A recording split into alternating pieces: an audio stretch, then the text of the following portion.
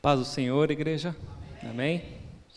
Bom, eu convido a igreja à leitura bíblica de Mateus, no capítulo 16.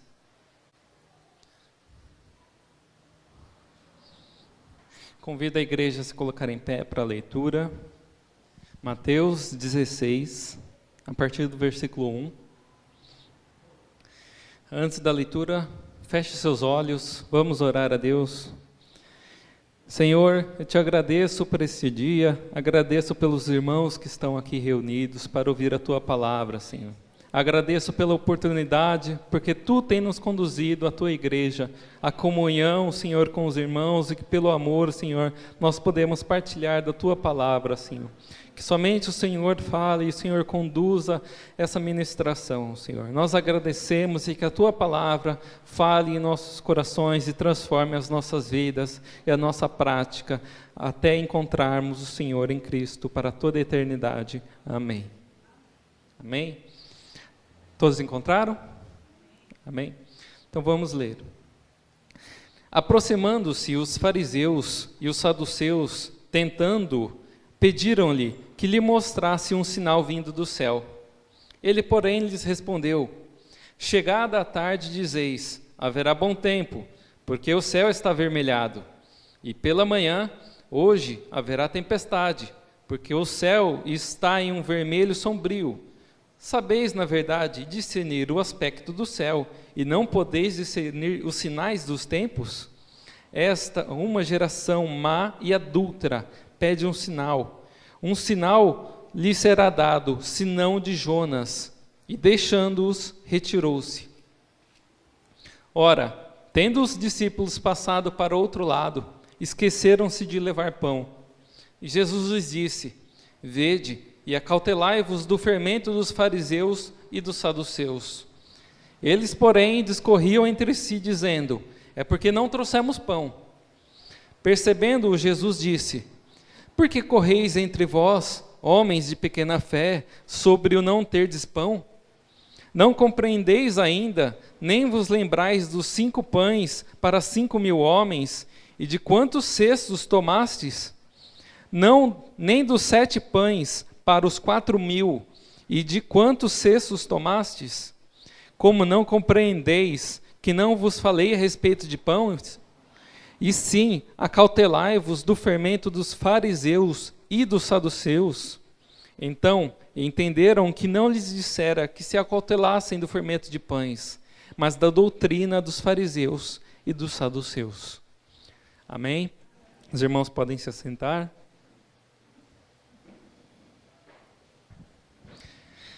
Bom, nós já em muitas pregações desde o ano passado, especialmente que a gente tratou muito da reforma protestante, nós falamos de um princípio da Bíblia ser a única regra de fé e prática para as nossas vidas.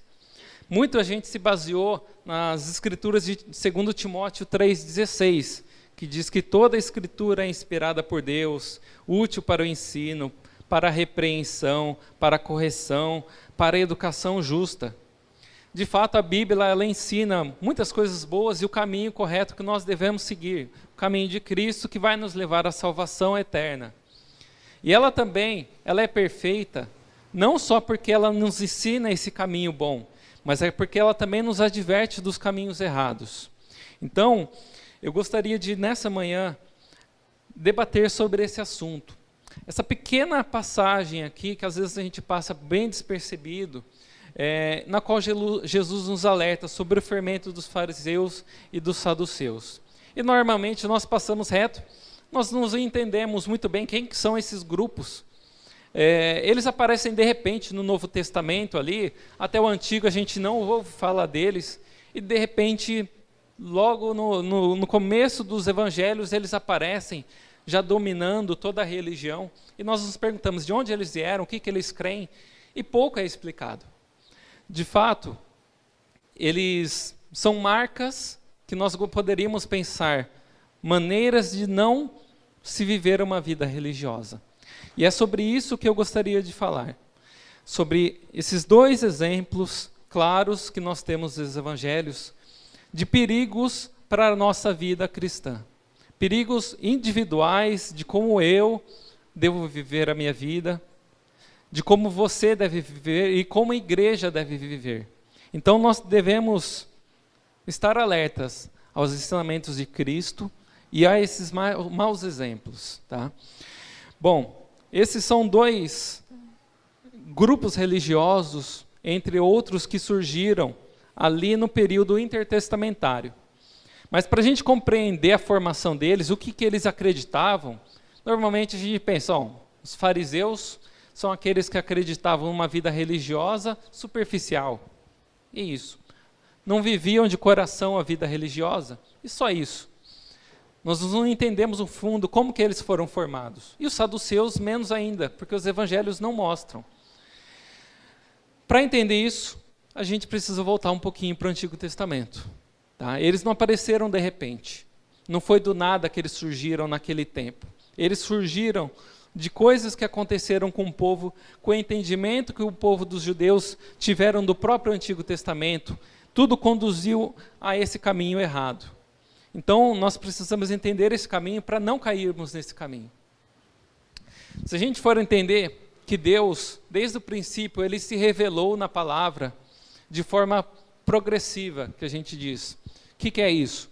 Ele se revelou aos poucos. Ele foi aos poucos se mostrando a sua palavra. E Ele foi mostrando a sua palavra, principalmente através de alianças.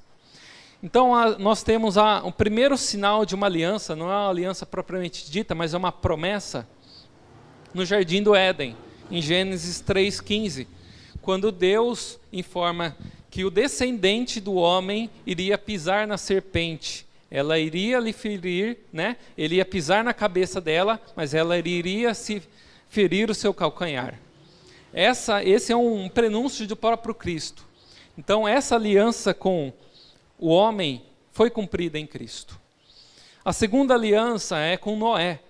Em Gênesis 9, do versículo 9 ao 17, ele promete que os filhos de Noé, aos homens, que a terra não seria destruída, os homens não seriam destruídos por um dilúvio. E Deus cumpriu, porque até hoje nós estamos aqui, e a terra não foi destruída, e não fomos destruídos. Deus cumpriu mais uma vez a sua aliança. A outra aliança que nós temos é com Abraão, também em Gênesis, capítulo 12, versículo 1 a 3, e também do 17, de 2 a 14. Também é uma aliança incondicional, que deveria ser perpétua e concretizada. Era uma aliança de que de Abraão uma grande nação surgiria, e surgiu, é Israel. Eles seriam abençoados, e deles todas as nações do mundo seriam abençoadas. E isso também foi concretizado. Israel foi uma grande nação e todos os povos foram abençoados. Quer dizer que hoje estamos aqui por causa deles, porque Cristo veio deles e se revelou a nós. Então tudo isso se cumpre em Jesus Cristo. E por Ele, todos nós somos abençoados, todas as nações do mundo. Essas são alianças incondicionais que Deus prometeu e cumpriu. Outra aliança, ainda no Antigo Testamento, foi a de Davi. No Salmo 89, de 3 a 4, Deus revela a Davi que sempre haveria um descendente dele que reinaria no trono eterno. Esse trono não é um trono terrestre, ele foi cumprido também em Cristo, que reina para sempre no céu. E ele, como um descendente de Davi, da linhagem de Davi, como a gente pode ver no princípio do Evangelho de Mateus, Jesus, que veio da linhagem de Davi, reina agora para sempre. Então essas foram alianças que Deus fez com o homem e cumpriu, porque Ele deu a sua palavra e a sua palavra se cumpre. Uma outra aliança que eu deixei para o final é a aliança mosaica, a aliança que Deus fez com o povo de Israel por intermédio de Moisés, porque o povo não gostaria de falar com Deus porque tinha medo. Então Moisés foi o intermediário entre Deus e o povo. Essa é uma aliança um pouco diferente. Ela é uma aliança que a gente pode falar que é condicional. Ela tinha condições. Vocês precisam fazer isso, senão isso vai acontecer. O fazer seriam os mandamentos que foram dados a Moisés. É o que a gente tem relatado no Pentateuco, que são os 5 primeiros livros da Bíblia. Para os judeus, ela é chamada de Torá. São os livros da lei. Esse conjunto de 5 livros é a lei. A gente pode pensar, quando a gente pensa na lei, a gente pensa em 10 mandamentos, mas para o judeu não são apenas 10, são 613 mandamentos. Então eles têm que cumprir os 613. Não adianta cumprir 1, 2, eles deveriam cumprir 613. Todos são de iguais importância. Tá? E o cumprimento dessa aliança, o cumprimento desse mandamento, traria bênçãos para o povo. Então, uma aliança diretamente com o povo de Israel, que traria bênção. Qual que seria a bênção? A posse da terra. A terra que eles herdaram, que a gente vê em Josué, eles tomando posse, seria uma bênção de Deus, uma graça de Deus pela obediência. Isso não quer dizer que ele seria a salvação deles, é apenas uma bênção pela obediência. A salvação nunca veio pela lei, a salvação sempre foi pela fé. E a bênção seria prometida no Antigo Testamento, era a bênção da terra através da obediência da lei. Bom, o auge que nós temos disso, dessa bênção, é no reino de Davi e de Salomão. De Davi, ele unificou toda a religião, toda a terra, ele consegue unificar todas as tribos, e o reino de Salomão é o mais próspero, é o que mais o povo de Israel possuiu terras. Na forma terrena é o maior reino que eles tiveram. Só que depois disso, nós podemos ler nos livros de Reis e Crônicas como esse povo seguiu o mau caminho dos reis. Os reis eram o exemplo que o povo seguiu. Os reis eram maus, passaram a adorar outros deuses, deuses pagãos dos povos vizinhos, deixaram de seguir os mandamentos da aliança mosaica, e o povo seguiu nesse caminho. Tá? A gente pode ver tudo isso nos livros de Reis e Crônicas. E qual seria o resultado de tudo isso? Como eu falei, era a condição, não era? Então, se eles não cumprissem a lei, eles perderiam a bênção. E a gente pode ver a perda dessas bênçãos nos 2 exílios. Então, primeiro, Israel perdeu as suas terras no reino do norte para a Síria no ano de 740 a.C., e o reino do sul foi levado para a Babilônia em 598 a.C. Então é pela desobediência que eles perderam a bênção. Então a gente pode entender que todas aquelas promessas que a gente lê no Antigo Testamento, nos Salmos, quando a gente fala que a gente vai herdar essa terra, ela se fala diretamente ao povo de Israel naquele contexto de posse da terra pela obediência e perca dela pela desobediência da lei. Bom, esse exílio ensinou grandes lições para esse povo. Quando eles estavam no exílio, pelos profetas, Deus mostrou a sua graça e os trouxe de volta à sua terra. Isso é descrito no livro de Esdras e Neemias, como o povo, através da graça de Deus, que sentiu que o povo, constrangido por tudo que eles viveram, eles teriam aprendido a lição. Eles se voltaram para Deus e puderam voltar para a sua terra, para a reconstrução. Tá? E nessa reconstrução, a gente pode ver no capítulo 8 de Neemias, de 1 a 9, como automaticamente, ao reconstruir a terra, ao reconstruir o palácio, eles reconstruíram a religião. E reconstruíram de uma forma em que a lei agora seria obedecida a todos, com muito zelo. E para isso, nós vemos nesse trecho específico de Neemias, como Neemias foi ao público através de Esdras, e Esdras lia a lei de Deus, o Pentateuco, a Torá deles. Lia, e os levitas serviam ao meio do povo para ir explicando o que a palavra estava dizendo. Então havia uma perfeita ordem de pregação da palavra e explicação através dos levitas. Assim o povo passou a ser, naquele período, zeloso com a palavra e obediente. E aí termina o Antigo Testamento. Nós lemos até esse ponto, a parte de Neemias e Esdras, é quando acaba a história de Israel, que retorna e reconstrói. Então a gente tem uma espécie de final feliz no Antigo Testamento. Só que aí, através da história, dos registros históricos, dos historiadores judeus, nós temos um relato do que aconteceu nesse período, entre o Antigo Testamento e o Novo Testamento, que a gente não tem, essa página em branco, que ocorreu, foram 400 anos. Através desse registro, a gente vê uma grande transformação da sociedade. Essa sociedade foi transformada principalmente por um fator. Um homem, um único homem, mudou toda a sociedade. Esse homem foi Alexandre o Grande, da Macedônia, que era da Grécia. Ele saiu da Macedônia e em 12 anos ele conquistou todo o Oriente Médio. Com seu exército ele dominava e partia para outra região, dominava e partia para outra. Então ele dominou até o limite da Índia.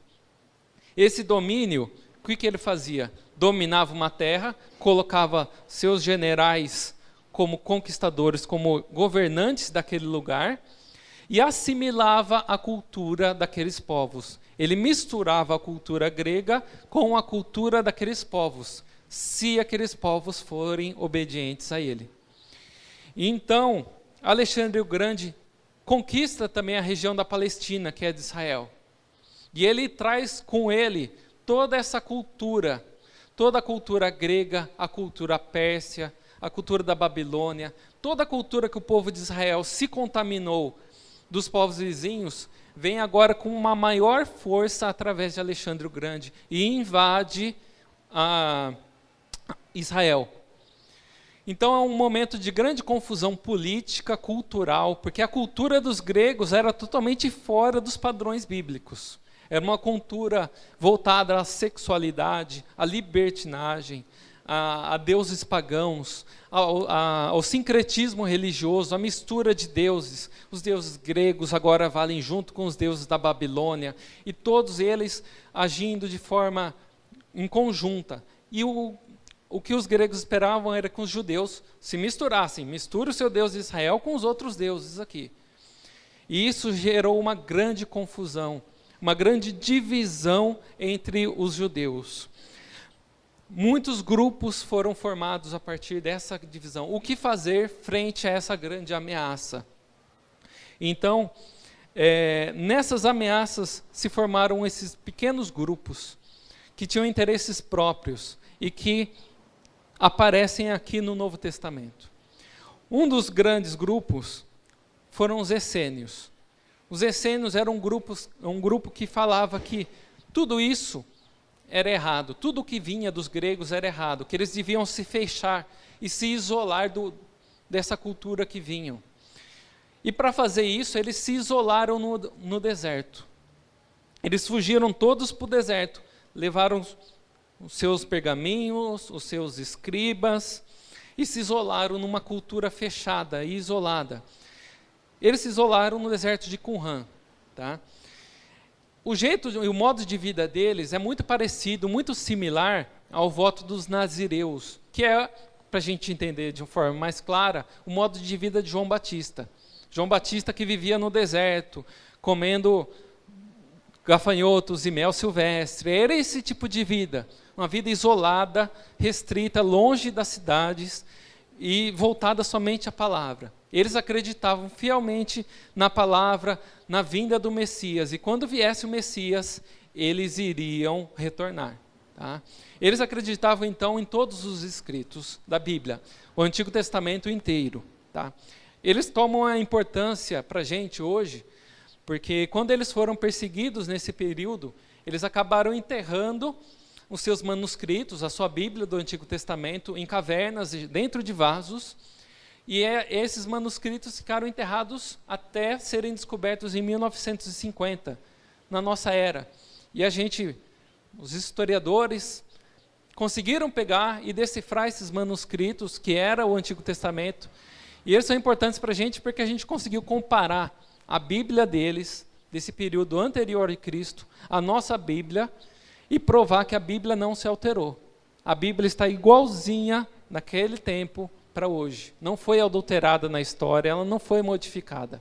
O Antigo Testamento daquele período permanece como está hoje. Tá? Então, por isso é importante para nós, porque temos essa segurança que a palavra não foi adulterada. Tá? Amém? O segundo grupo foi o grupo que aqui nós entramos no Novo Testamento. Os fariseus. É o grupo mais conhecido desses grupos que aparecem. Eles vieram de um pensamento distorcido daquela época de Neemias, de que deveria haver um zelo muito grande com a palavra. Mas esse zelo veio não pelo amor pela palavra, mas sim por uma vontade de dominar a religião da época. Porque nesse período em que Alexandre o Grande chegava, houve uma revolta dos judeus, que foi chamada de revolta dos Macabeus, né? E nessa revolta, os sacerdotes do templo foram destituídos. Aqueles sacerdotes de linhagem que vêm lá de Moisés foram destituídos e novos sacerdotes entraram. E esses novos sacerdotes são da linhagem dos fariseus.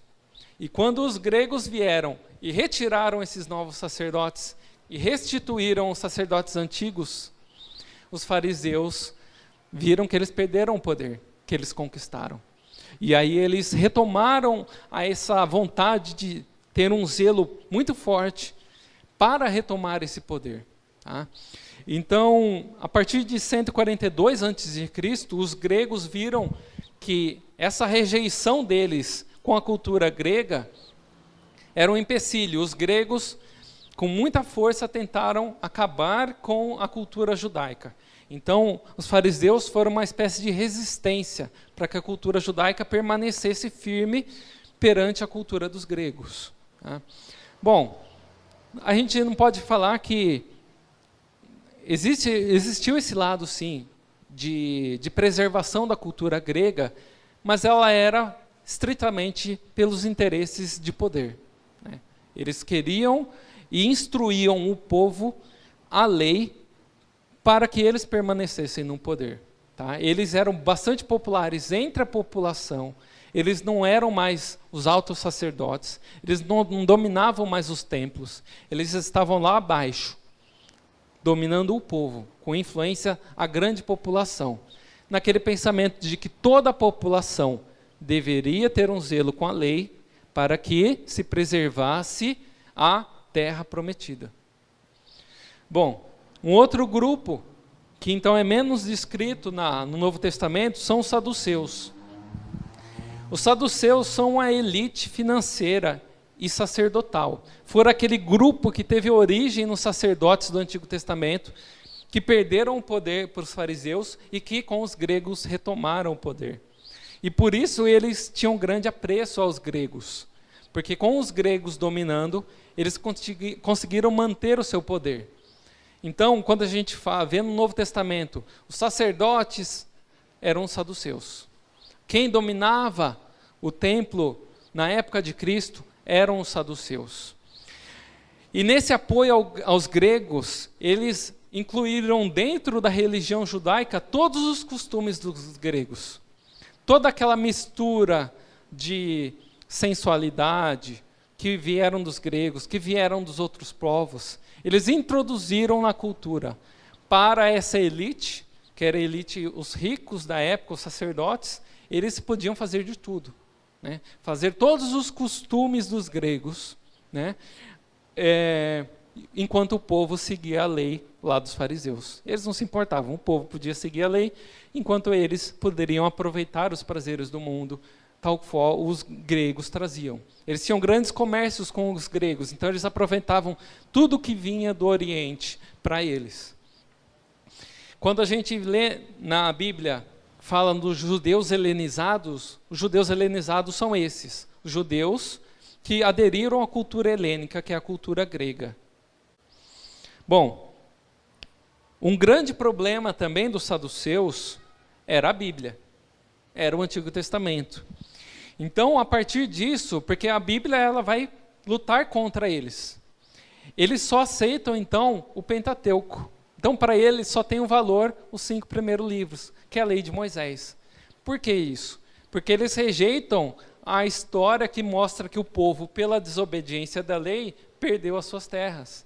A profecia de que o Messias viria e traria um novo reinado. Então, eles rejeitam tudo o que iria mudar na situação política deles. Aceitam só a lei mosaica, que instituía o poder deles.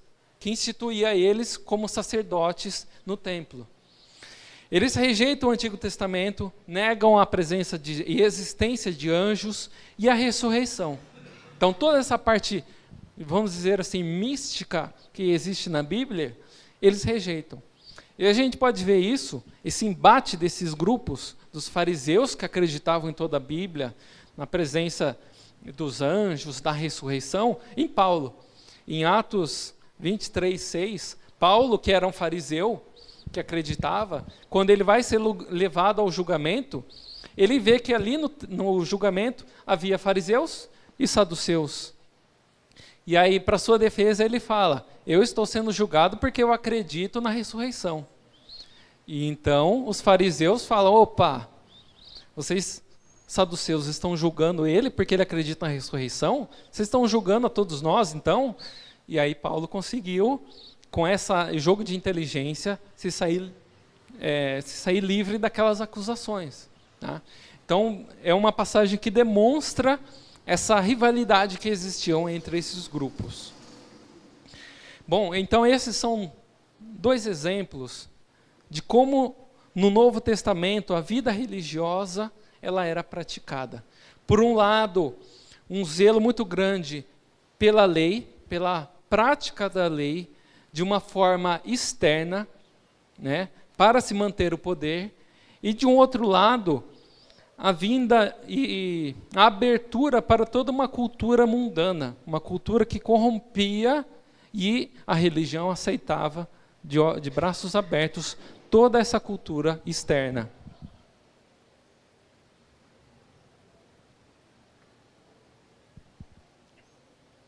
Qual seria então a solução? Qual caminho seguir? O que os judeus deveriam fazer?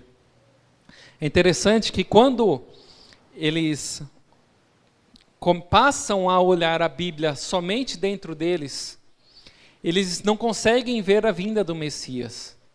Por mais que os fariseus acreditassem em toda a Bíblia, mas como eles davam foco somente no Pentateuco, somente na lei, eles se esqueceram muito dos profetas, os profetas que anunciavam a vinda do Salvador, e eles não conseguiram enxergar a Cristo. Os saduceus, que realmente não acreditavam nos profetas, eles não viram a Cristo. E é por isso que quando Jesus aparece, os judeus não reconhecem ele, porque eles não estavam olhando as Escrituras da forma correta. Nós percebemos ali em Mateus, que faz bastante citações do Antigo Testamento, que a maioria das citações que Mateus faz do Antigo Testamento são dos profetas. Os profetas que falavam da vinda do Messias, da vinda de Cristo. E aí Cristo, então, ele vem e instaura uma nova lei. Mas como assim a antiga lei? Ele cumpre toda a lei. Então ele faz, por isso que Jesus ainda, nos seus ensinamentos, quando ele curava alguém, ele falava para o povo: vai lá e sirva no templo, agradeça a Deus conforme os costumes. Porque ele ainda não rompeu. O cumprimento dele, o cumprimento de Cristo para a lei, ela se dá na cruz. Quando todos os rituais de sacerdócio são cumpridos pelo sacrifício do Cordeiro de Deus na cruz. Então, a lei mosaica, que era apenas uma sombra, ela se cumpre totalmente na cruz de Cristo.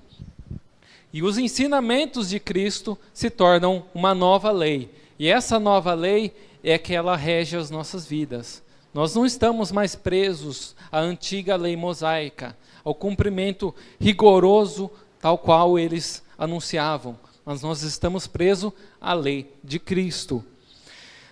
Eu acho interessante um teólogo que eu estava estudando, e ele fala assim: a obra de Cristo, da encarnação de Deus como homem, o seu ensino, o seu sacrifício, a sua morte e ressurreição, é uma obra tão grande e poderosa, que Deus não faria isso simplesmente para corrigir uma interpretação do texto.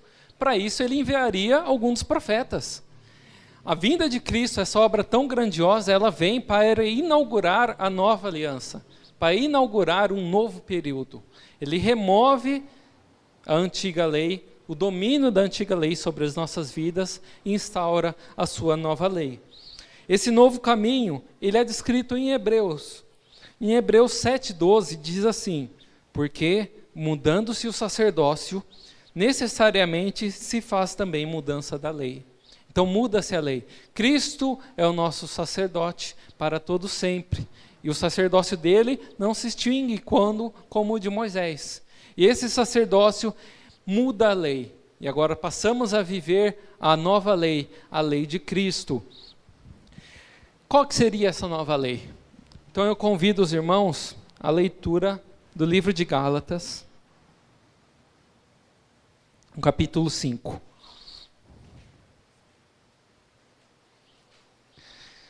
Essa é uma discussão bem grande, que ainda envolve muitas pessoas, muitas visões, sobre a lei do Antigo Testamento e a lei de Cristo. Nós não vamos nos aprofundar, porque isso geraria muito debate.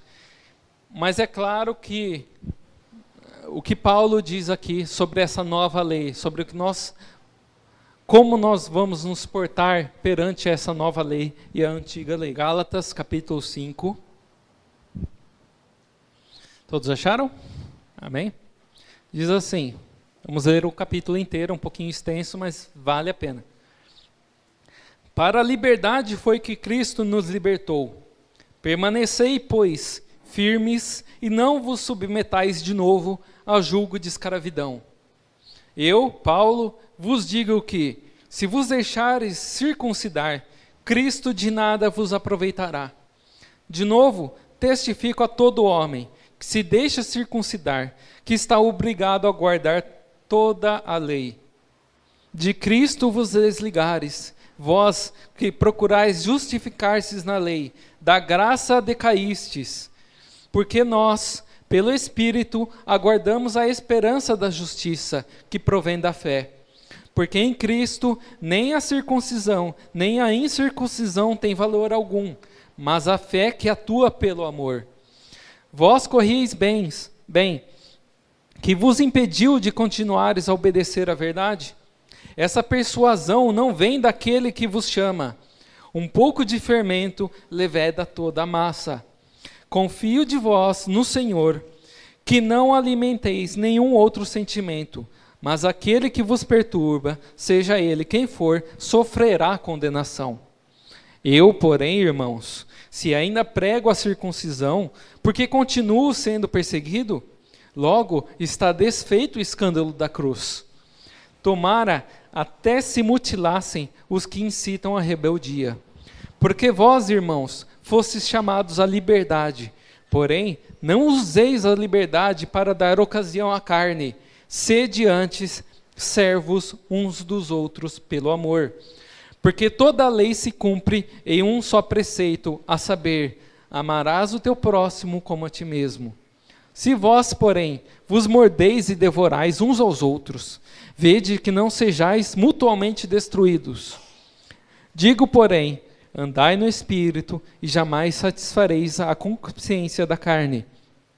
Porque a carne milita contra o Espírito, e o Espírito contra a carne, porque são opostos entre si, para que não façais o que, porventura, seja do vosso querer. Mas, se sois guiados pelo Espírito, não estáis sob a lei. Ora, as obras da carne são conhecidas, e são prostituição, impureza, lascívia, idolatria, feitiçarias, inimizades, porfias, ciúmes, iras, discórdias, dissensões, facções, invejas, bebedices, glutonarias e coisas semelhantes a essas, a respeito das quais eu vos declaro, como já outrora vos preveni, que não herdarão o reino de Deus os que tais coisas praticam. Mas o fruto do Espírito é amor, alegria, paz, longanimidade, benignidade, bondade e fidelidade, mansidão, domínio próprio. Contra essas coisas não há lei. E os que são de Cristo Jesus crucificaram a carne com as suas paixões e concupiscências. Se vivemos no Espírito, andemos também no Espírito. não nos deixemos possuir de vanglória, provocando uns aos outros, tendo inveja uns dos outros. Amém? Essa é uma palavra bem forte em Gálatas, porque ela vai contra o ensino dos fariseus e dos saduceus, que colocaram as suas próprias vontades acima da Bíblia. Como eu comecei falando, a Bíblia é a nossa regra de fé, e nós não podemos colocar as nossas vontades acima do que ela prega. Então a nossa prática não deve ser realizada acima do que nós queremos, mas do que o Espírito quer para as nossas vidas. Bom, tudo se cumpre em Cristo, né? Em Hebreus ele fala que tudo que estava no Antigo Testamento era uma sombra que se revelou em Cristo. A gente pensa na nossa sombra. Nossa sombra, ela é escura, ela tem o nosso formato, mas ela não diz respeito a tudo o que nós somos. E quando nós nos revelamos o nosso corpo, nós percebemos como realmente nós somos, a nossa feição. Isso é como aconteceu. No Antigo Testamento, a lei era apenas uma sombra da divindade. E quando Cristo veio, tudo se revelou em Cristo. E então, a sombra foi não deixada totalmente de lado, porque ela, de certa forma, ela tinha um formato correto. Então, mas ela era uma base, a base para aquilo que é a glória de Deus. Então, existe uma relação entre a nova lei e a lei antiga. Nós não devemos rejeitar toda a lei de Moisés, mas nós devemos aprender que ela não domina sobre as nossas vidas. Ela é uma base pela qual a lei de Cristo veio. Muitos dos ensinamentos de Cristo, eles foram baseados na antiga lei. Cristo fala, não matarás. A lei antes fala, não matarás. E Cristo confirma, não matarás. Mas se você odiar a outra pessoa no seu coração, você já matou ela. Então Cristo tem a base na lei, mas ele inaugura uma nova lei. Então nós, quando pensamos na nossa vida, nós temos que nos submeter a Cristo. E o que é a nova lei? Como Gálatas fala, a lei de Cristo é o amor. Toda a lei se resume num só mandamento: ame o seu próximo como a si mesmo. A gente não pode viver, então, existe esse lado. Então a gente pode estar livre da lei, a gente pode fazer o que a gente quiser, a gente pode viver como o mundo? Não, porque isso seria o fermento dos saduceus, que trouxeram a cultura grega, que trouxeram o que é do mundo. E Gálatas também fala, a vontade da carne, não satisfazeis a vontade da carne. Então existe uma relação entre essa vontade de Deus, a palavra de Deus e a lei do amor, tá? Em cumprir os ensinamentos de Cristo com base no amor, tá? Um grande exemplo disso, eu digo que é a ceia do Senhor. Na antiga aliança, nós tínhamos uma instituição bem firmada sobre o que seria a Páscoa. A Páscoa simbolizava a saída do Egito dos israelitas. Eles sacrificavam um cordeiro e comiam um cordeiro. Comiam certo tipo de pão, bebiam certo tipo de vinho, numa certa data determinada, e tudo era rigorosamente preparado. E agora, com o cumprimento de Cristo, Cristo é o cordeiro que foi sacrificado. Aquilo lá era apenas uma sombra do que é em Cristo. Então, a ceia, ela tem uma base, uma representação na Páscoa, mas ela é uma nova lei. A lei de Cristo, a ceia não é a Páscoa, é uma nova lei. E Cristo não deixou a ordenança correta de como rigorosamente devemos celebrar. Porque o importante não é como celebrar, mas são os princípios. E o princípio é o amor, a comunhão entre os irmãos e a memória do sacrifício de Cristo na cruz. Então não importa se a gente celebra a ceia com vinho, com suco, com pão sírio, com pão de forma, qual a marca, qual o sabor. O importante é que estamos em comunhão, lembrando do sacrifício de Cristo. E é o amor que prevalece sobre isso. Então a lei de Cristo, ela não é estabelecida sobre regras rigorosas como no Antigo Testamento. A igreja, ela tenta hoje se colocar muito sob domínio ainda de passagens do Antigo Testamento. Eu afirmo que, como Paulo diz aqui, se a gente se coloca sobre julgo de antigas regras do Antigo Testamento, o que Paulo diz? Nós estamos decaindo da graça. Nós estamos rejeitando o sacrifício de Cristo na cruz, é uma heresia. Todas essas coisas que colocamos na igreja atual, colocamos de rituais judaicos, os candelabros, as celebrações, vestimenta, tudo isso anulam a obra de Cristo na cruz.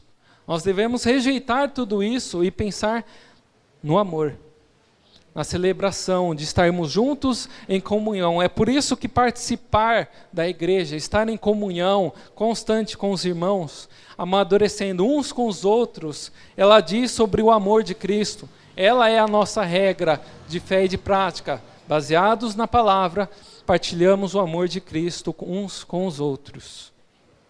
Então, qual é a aplicação dessa lei de Cristo para as nossas vidas, para a atualidade? Por que eu contei toda essa história? Porque nós falamos muito sobre isso. Nós vivemos num tempo de grande crise política, de grande choque de cultura, a cultura do mundo, a cultura da igreja. Isso é algo novo? Isso não é algo novo. Isso aconteceu antes de Cristo. Era um choque político também, eles eram invadidos por povos dominados, eles não sabiam quem que iam reinar sobre eles.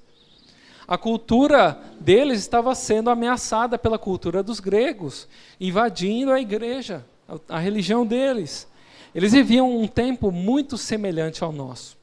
E qual foi a reação deles? Colocar eles acima de tudo, o que eles pensavam sobre as Escrituras. Isso nós não podemos fazer. Esse é o erro que nós não podemos cometer. Nós devemos colocar a Escritura acima das nossas vidas. Nós vivemos nesse período em que as igrejas, infelizmente, se alimentam do fermento dos fariseus e dos saduceus, conforme Cristo advertiu, trazendo os antigos costumes, intrigas entre pastores, entre denominações, sobre como se deve fazer uma coisa, trazendo o ódio para dentro das igrejas, para dentro dos líderes. Cristo pregou o amor, não o ódio, não a forma da lei, de como se deve servir. A lei de Cristo, a forma é aberta para se servir com amor, seguindo os princípios dos seus ensinos, não o ódio. As pessoas brigam dentro das igrejas, nos ministérios, como isso deve ser feito, como aquilo deve ser feito, irmão contra irmão. Não, eu quero fazer dessa forma. Não, você não sabe nada, tem que fazer dessa forma.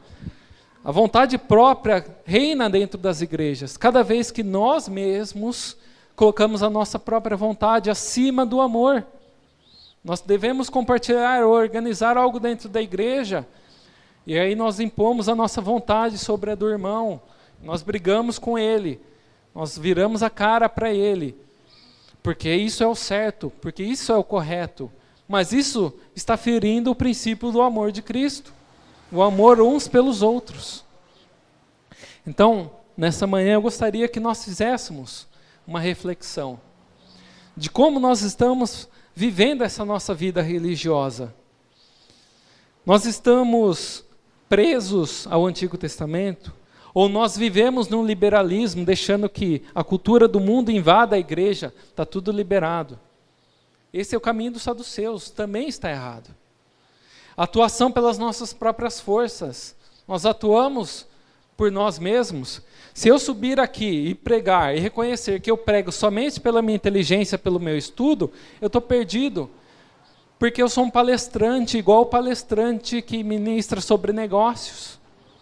Porque ele não tem o Espírito Santo. Ele está falando o conhecimento que ele aprendeu. Tudo que é feito dentro da igreja deve ser ministrado pelo Espírito. Toda vez que você sobe para cantar, você deve estar de acordo com a palavra, ministrado pelo Espírito Santo, senão você canta secularmente, igual um músico do mundo. Preenchidos pelo amor, pela graça de Deus e pelo Espírito Santo. Então eu gostaria que você, irmão, se colocasse em pé nesse momento e fechasse os seus olhos. E passasse a refletir.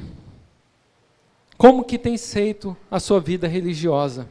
Ela tem sido um ritual vazio, onde você vem à igreja num determinado horário, cumpre determinada função dentro da igreja, ou somente assiste, aprende aquela palavra, mas não vive aquela palavra, se sente bem e vai embora e vive sua vida normal. Ou você tem realmente uma vida em Cristo. A lei de Cristo é essa, é um relacionamento com Deus, é um relacionamento com o próximo, é um relacionamento de amor, o nosso amor pelos irmãos. A organização das nossas vidas, ela tem esfriado o nosso amor, as rotinas, tudo que nós fazemos no dia a dia vai esfriando. O nosso relacionamento conjugal, nós colocamos a nossa vontade acima do amor, e aí ele vai se esfriando. Nós colocamos o que devemos fazer, como que a nossa esposa, o nosso marido deve fazer, deve proceder, os nossos filhos. E isso vai esfriando o amor, porque nós estamos baseados em regras e não no amor de Cristo. Reflita sobre isso, como você tem vivido a sua vida nos últimos tempos. Cristo fala que nós devemos amar os nossos inimigos, mas como que nós vamos conseguir fazer isso se nós não amamos nem o nosso próximo? Aquele que está na igreja, que está em comunhão com você, você tem ódio, você tem rancor de coisas que ele fez. A palavra deve estar acima de tudo, e a palavra é o amor, é Cristo. Ore agora, Senhor. Oremos agora e pedimos perdão, Senhor Pai, pelas nossas atitudes, pelo jeito de como temos vivido as nossas vidas. Como temos nos pregado a regras que são feitas pelos homens e não são instituídas por Deus, Pai. Nós temos trazido o mundo para dentro da igreja, os nossos costumes rotineiros, tudo que fazemos lá fora queremos fazer aqui dentro, Pai. Pedimos perdão por tudo isso, pela religião vazia, Senhor, porque andamos na sua igreja vazios de Ti, e queremos ministrar a Tua palavra, e queremos cantar a Ti, sem ter o Seu Espírito Santo nos conduzindo, Pai. Pedimos perdão por sermos frios, por não termos o amor ao próximo, Pai. Que o Senhor, guiados pelo Teu Santo Espírito, Senhor, possa nos conduzir ao caminho de graça, ao amor, à verdadeira lei, instituída para todo sempre, que é a lei de Cristo. O amor, a lei que rege os nossos corações, gravadas nos nossos corações, ao amor de Cristo, ao próximo, ao respeito aos ensinamentos de Cristo, a toda a palavra. Nenhuma palavra da Bíblia pode ser esquecida em nossos corações. Nos ensina através das pregações, dos estudos, da comunhão com os irmãos, Senhor, a Tua palavra, a Tua vontade, Pai. Que nada seja deixado de lado dos nossos corações, que possamos aprender e amadurecer na fé, seguindo o caminho ensinado por Cristo até a sua vinda, até a consumação dos séculos, em que estaremos junto a Ti, na plenitude do amor, onde tudo será revelado. Se hoje vemos como espelho, na verdade viremos frente a frente, na plenitude do século, Senhor, quando o retorno de Cristo chegar. Que possamos aguardar, confiantes em Cristo, na sua vinda, aperfeiçoando-nos no amor. Amém? Amém.